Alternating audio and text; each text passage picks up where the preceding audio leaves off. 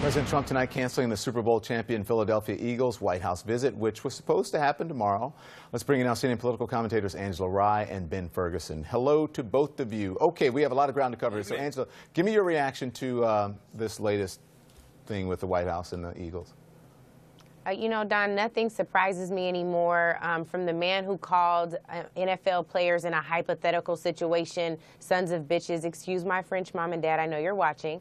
I think the reality of it is that he doesn't have respect for protest. He doesn't have respect for the black lives who've been lost. We've seen it in his lack of response to any racial tension that's been stoked by police who have used excessive force in killing black men and women in this country. And the fact of the matter is these players have every right to protest. And more importantly, Don, that's not even what this is about. Folks just have a lack of respect for Donald Trump, his lack of decency in this office, and the shame that he's brought to this space. I think they have every right to sit out and move on.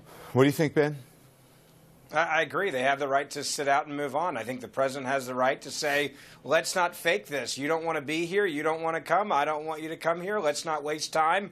Let's not waste time on a photo op, and let's move on about our days. And that's what I love about this country. I think the reality is here, everybody's saying, well, Mr. President, you shouldn't cancel on them. If someone's throwing shade at you and saying they don't want to be there, then let's just be men about it and say, we're not going to do this. We're not going to fake it and take a picture, which clearly both sides don't really want to be a part of.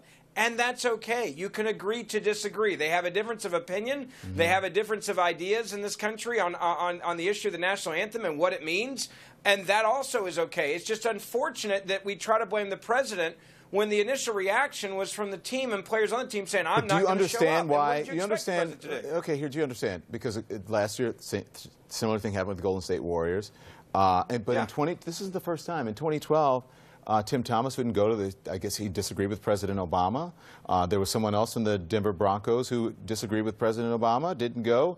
Tom Brady and a number of people didn't go last year, 2017. But what I'm saying is, and there were other presidents before that. Nobody canceled it. They just said, those who want to come, come, and we're all Americans, and if you disagree with me, then I still represent you as well.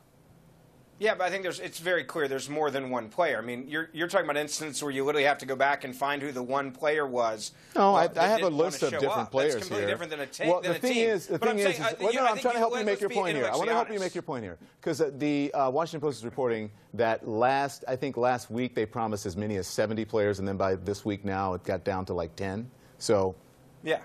According to a senior administration official, yeah. And here's the thing: if they do the photo op, then Donald Trump only had 10 players show up. Okay. What a disaster PR-wise. I got to let Angela respond. Go ahead, Angela. Sorry, we're running out of time. That's why I'm doing it. I think the reality of this is that at some point a leader needs to look to himself and say, what is wrong that so many people do not want to be in my presence, do not want to come to a ceremony where I'm commemorating you?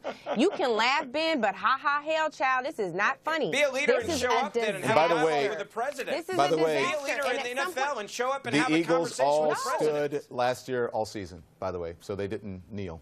Again, be a leader. If you want to be a leader in the NFL, show up and meet with the president and have the conversation with him. We will be right back. It's on the commander-in-chief, Ben. Do better.